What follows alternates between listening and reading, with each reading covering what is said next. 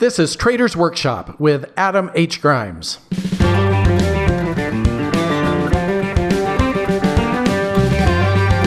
Hello, welcome to episode 17 of Trader's Workshop, Trading Markets Under Stress.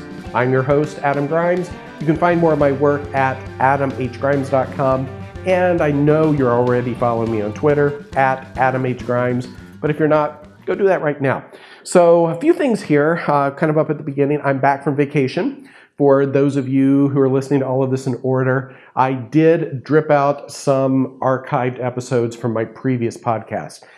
Those episodes are important. I'd always planned to reshare those, and it just worked out very well with the vacation schedule. But if you happened to skip over those, I'm going to encourage you to go back and just give them a listen again, because I think the topics are timeless and important.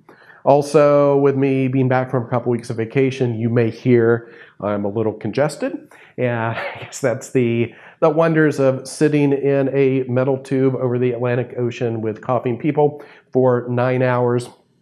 Seems like something we're going to have to figure out at some point in our future as a species. But right now I'm dealing with a cold, so apologies for that. My energy level's also a little lower than usual. But this topic's really important and it's timely. For those of you who are listening to this somewhere down the road, this is being recorded in the middle of October 2018, and we just saw some moves that frankly are historically huge in the stock market.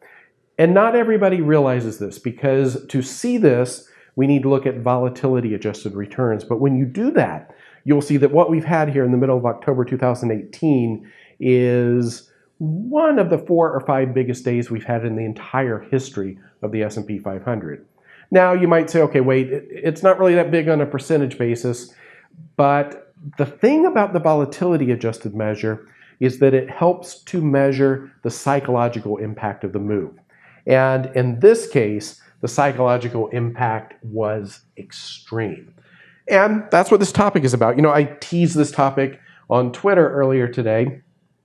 I said, coming later, podcast on how to trade markets under stress. And John responded, market stress or my stress? Yeah, I think he was half making a joke, but the answer is both. Because when markets come under stress, traders come under stress.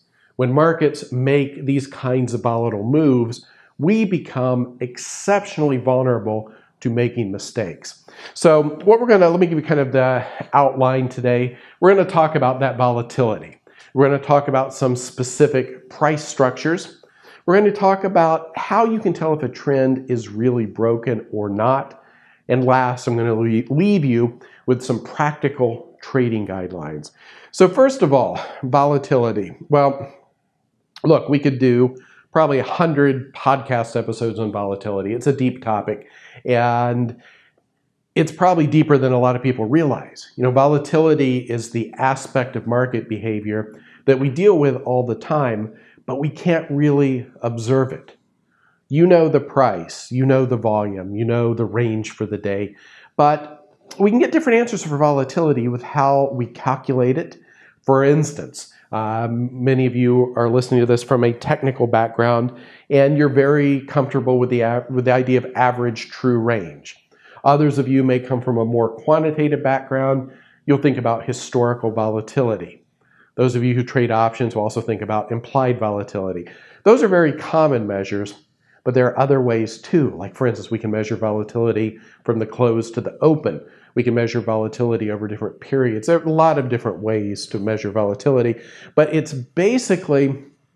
becomes particularly important in this environment. It's a measurement of uncertainty. When you have a market that is very volatile, just to put it in really simple terms, it moves around a lot, it bounces around a lot. It's not necessarily true that the market becomes less predictable. That's something we might be tempted to say, but the range of possible outcomes certainly becomes greater with a market under volatility.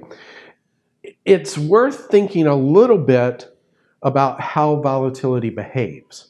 And I can save you a lot of reading, a lot of research, if you want to predict future volatility. And many of us would like to do this, right? Particularly if you trade options. Wouldn't it be helpful to know what the volatility is going to be next week, next month? Really, the best estimate of future volatility is current volatility. Now, obviously, you carry that to an extreme and it becomes a little bit silly, because if that were always true, if current volatility was a perfect predictor of future volatility, and obviously it's not, but if it was, volatility would never change. The level of volatility would just stay in one place. But if you were building models, if you were researching how different factors influence volatility, you would find, in fact, that current volatility is a very, very strong influence. But the other thing that happens is we have these volatility shocks. They typically will arrive with new information. And a good way to think about this is take any stock that reports earnings 4 times a year in the US. We typically will see a burst of volatility around those earnings reports. New information's come into the market, new volatility comes into the market, and then something very interesting happens. When we have a volatility shock, it tends to decay. And there are a lot of models, there are a lot of academic models that look at this aspect of volatility behavior. In fact, there are thousands of variations of them. There are people that have dedicated careers to understand these volatility models. But from a practical trading perspective, you can think of it like, you ever walk up to a calm lake or pond and you throw a big rock in, what happens? You get a big splash, and then you get these waves, and what happens? The waves fade away. That's the way volatility tends to work in markets. So you'll have a big event that, if we're talking about a daily chart, might last a day or two of extreme volatility. And then the market will quiet down, but it won't do so like shutting a door. The volatility will tend to decay. And there's, like I said, we can say a lot more about volatility, but that's a key understanding. I also would point out, and if what I say next goes over your head, it's probably not really important, but and when I mean goes over your head, you don't trade options. If you are comfortable with the idea of implied volatility and historical volatility, I think people think about this in the wrong way sometimes. Like options traders will tend to go in and they'll very often look for places where the implied volatility, which is the volatility that the options market is pricing, is much higher than the historical volatility. And we might be tempted to think, oh, volatility is really rich. I want to sell that volatility. Well, one thing that we know about the options market is, just like the credit markets, they tend to be pretty smart. So if we see a case where there is a big divergence between implied volatility and historical volatility, yeah, it may represent a trading opportunity, but it's also quite likely, and this idea at least deserves your respect, it's quite likely that that volatility is priced high for a reason. In other words, the market knows something that we don't know. And so you just want to be careful about that. Last thing I want to say about volatility, and you can think about the VIX, it tends to move through areas. We call these volatility regimes. You have sort of a long-term average, which is another aspect of predicting volatility. I said the best predictor of future volatility is current volatility. Another factor is that volatility does have a long-term average. In the VIX, depending how you look at the data, it's maybe 15, maybe 18. 18 is probably a pretty good estimate. Volatility will tend to move back toward that long-term level. It's another influence that very often is conflicting with the idea of volatility staying at current levels. So you have average volatility, and then you can imagine very low volatility, which is where stocks have been for quite some time. And then you have really extreme volatility. This is VIX at 40 or whatever. And what happens is that volatility will tend to move into these volatility regimes, and it'll stay parked there for a while. So it's very possible when you're trading a market that has come under temporary stress that market will move into that higher volatility regime and it will stay there for a while. Because here's truly the last thing I'll say about volatility. The other thing that happens is when we throw these big rocks in the pond, that idea of volatility shocks, they do tend to cluster. And I've written about this. In fact, I'm sure if you go to Google Adam Grimes volatility clustering, you're going to see some articles that I've written where I show different ways to measure this. It's not perfectly predictable. You can't say, oh, we had a volatility shock 7 days ago, another one is due today. No, it's just kind of a warning that once a market has a volatility shock. Examples, stocks right now, stocks in 2007, 2008, crude oil many times over the past decade, grains this year dealing with the tariff and trade situation, and many other markets. Cryptocurrencies, we certainly can find examples. But once you have a market that has this type of volatility shock, it's also quite likely that other shocks are going to come in the future. So everything I've just said is kind of nerdy. Everything I've just said is kind of abstract to maybe very abstract. So let's see if we can move all of this a little bit. That's an understanding of volatility. Let's move all of this a little bit closer to practical trading and think about specific price structures. Now, I know some of you listening to this, certainly many people are a little bit suspicious of technical analysis. Frankly, I share your suspicion. And, and I'm telling you that as somebody who's been a technical trader for a very long time and who's written a couple books on technical analysis. And I've really dedicated my career and a good portion of my life to figuring out technical trading. When I say I'm suspicious of technical analysis, I mean I'm suspicious of many forms of technical analysis because there are a lot of different ways to do this.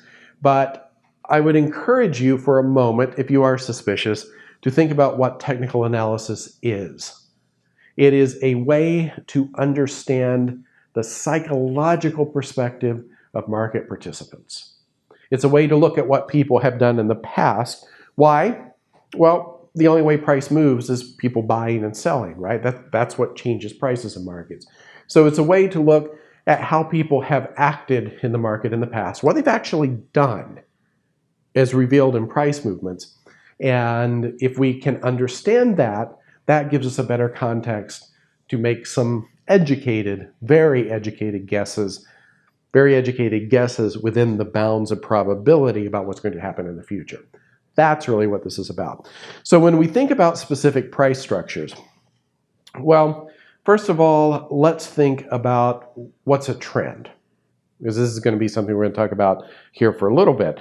A trend is when a price starts at one price and goes to another. Very simply, if you look at a price chart, which is a record of prices, you'll see that there are periods where the price is relatively flat. May go up, may go down, but it kind of stays around a certain level. That's a trading range or just a range. On the other hand, you'll have points which may last for a very long time, may last for a very short time, where price moves from one level to another with some degree of urgency. So that's a trend, and it's important to understand if the market we're considering has been trending or has been in a range, because when volatility comes into a market, it will mean something different depending on where the market is, we would say structurally. In other words, let's say you've had a market that's been very quiet for a long time, nobody's paying attention to it. Could be a stock, could be a currency, commodity, whatever, it's gone flat.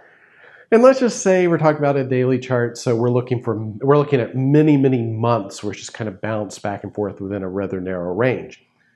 If volatility hits this market and moves it out of that range, what's something we call a breakout.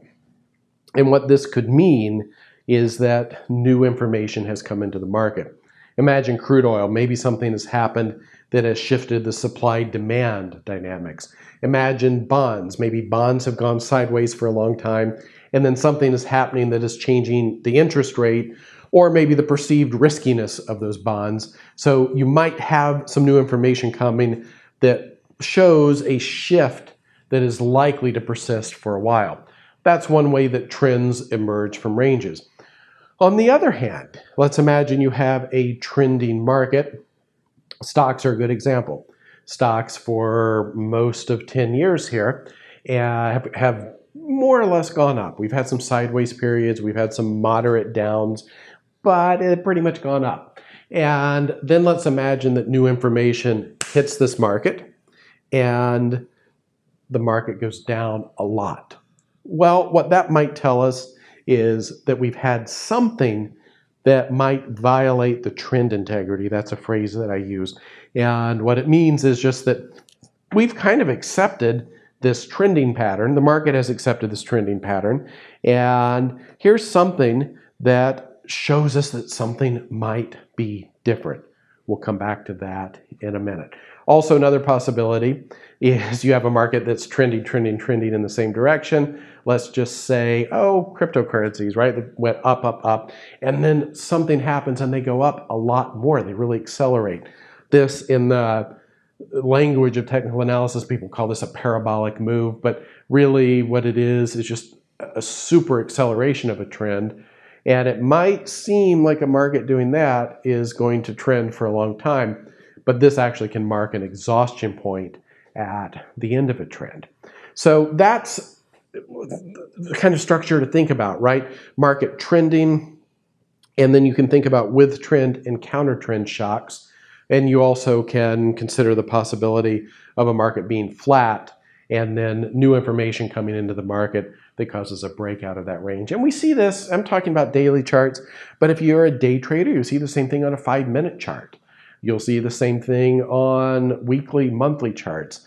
Really, this idea works regardless of time frame. So other specific price structures dealing with volatility, just a big move. You'll see it on the price chart. You'll see a big bar that stands out, that if you were to look at average true range, which is not exactly, but more or less the range of each bar, you just average the high and low, and you're also adding in any overnight gap for true range. You could have average range, which would then in fact just be the average of the high minus low.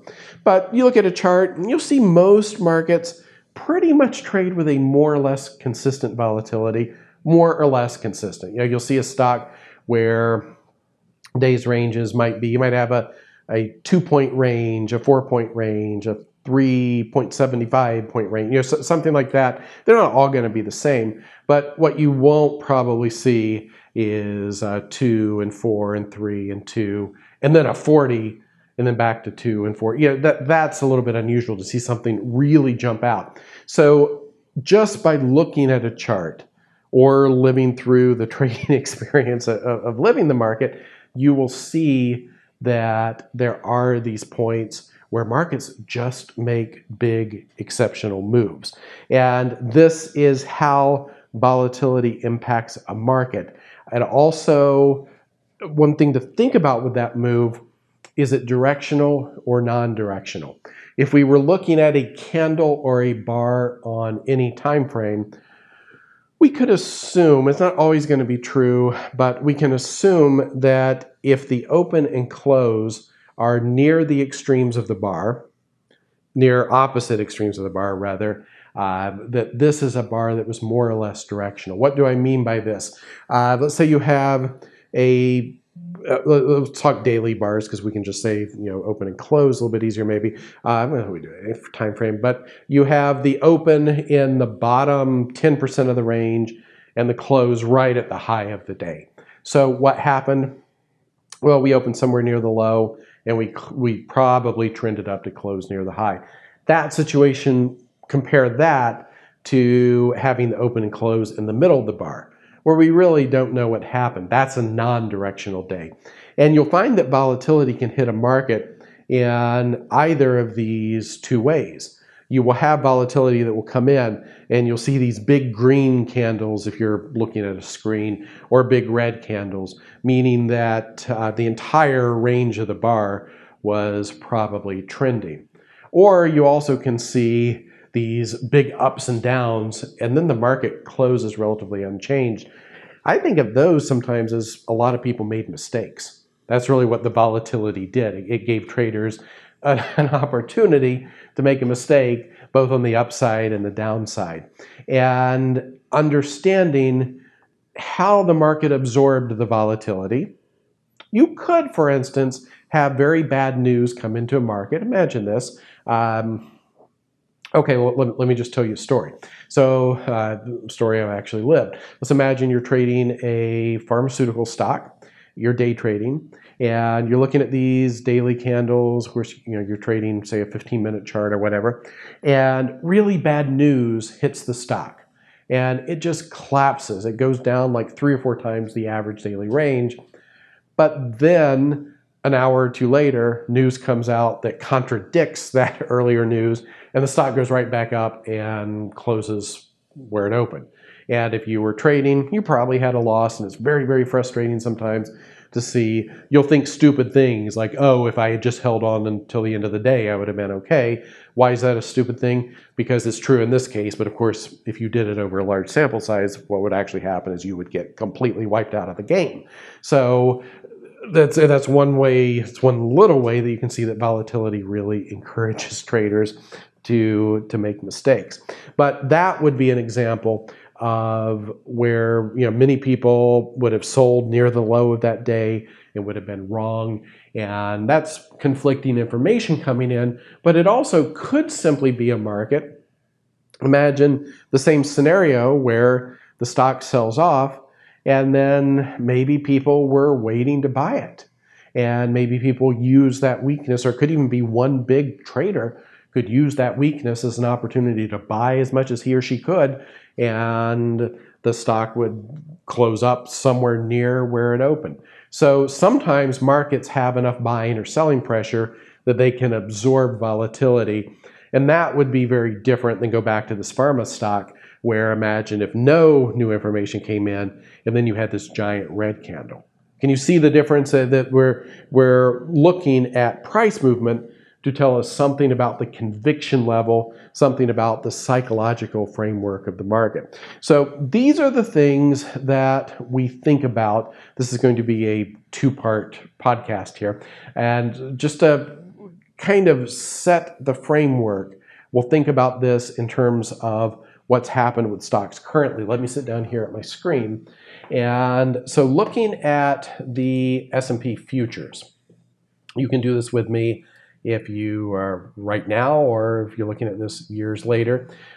Page back to October 2018, and you'll see, just looking from midsummer, that ranges were relatively small in the S&P 500. I actually don't care what index you look at. You can look at the Russell, you just look at a US index. And then we had this gigantic down day on October 10th, 2018. And that is the day that, on a volatility adjusted measure, is extreme. I use something called sigma spikes, which many of you are familiar with. If you're not, it's not super relevant to what we're talking about now. And then what happened? The market sold off, and it stabilized somewhere near, actually underneath, the low of that bar. To read it a little bit more carefully, you had this big sell-off on the 10th, and then the 11th was another sell-off, but we have wicks, shadows really is what they're called, both high and low on the candle. So the market bounced around, and then we've had a couple days where we've stabilized here. So that is one example. If we go back to another good place to look at is February of 2018.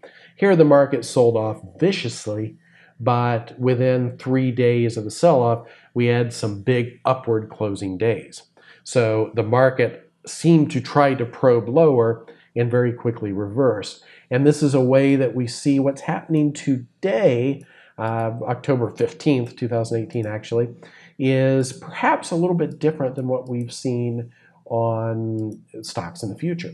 And we all put all of these measures on our charts. I have Keltner channels on mine. Some of you have a lot of different moving averages. Some of you will look at slopes of moving averages. Some of you will look at support and resistance levels. Some of you will look at Fibonacci ratios. Whatever you look at, what we're just trying to do is to understand, is this a big move? Is it a move I need to pay attention to? And what does it mean going forward? So I'm going to wrap this episode up here, and I'll tell you in just a few days, I'll publish the second part of this podcast where we'll dig into how to use these price structures. And I've teased it a little bit here, but how to use these price structures to understand if a trend is likely to resume, or if the trend has in fact broken or changed. Which one of those outcomes is more likely? And then we'll talk about some really very practical applied trading ideas and techniques, things that you can do. I don't care whether you're a swing trader or a day trader or options trader, however you trade, these types of events, this type of volatility really encourages us to make mistakes. And there are ways that you can protect yourself, ways that you can insulate yourself from those mistakes. And we're going to spend a lot of time talking about that. That's next in a few days. Before then, if you've enjoyed this podcast, wherever you found it, please leave a review. It's very, very helpful. It helps me find new people and helps new people to find me. So if you do enjoy, like, subscribe, leave a review, tell all your friends. And also, I'd love to have you check out my site, talentadvisors.com. We write daily market commentary there, extensive weekly and quarterly report. And I think the work we're doing there is very, very important in the current environment because we're thinking a lot about how markets lead macro events, how economics and macro numbers play into the overall future direction of the stock market, and looking at some of the mistakes that people typically make. And as I said, trying to protect ourselves from those mistakes. So go check it out. We have a free trial. I'd love to have you take a look at our research, see if it's something that could help you, particularly if you trade stocks, currencies, or futures on intermediate, and I'll say what's intermediate term, trades lasting a few days to a few weeks, or if you invest in stocks on longer time frames. If you manage portfolios, our work covers intermediate to longer term. So that's trades lasting quarters to years. Talent Advisors with an O, advisors.com. Go check us out. Thank you very much. I will see you back here in just a few days for the second part of this podcast. Thank you very much.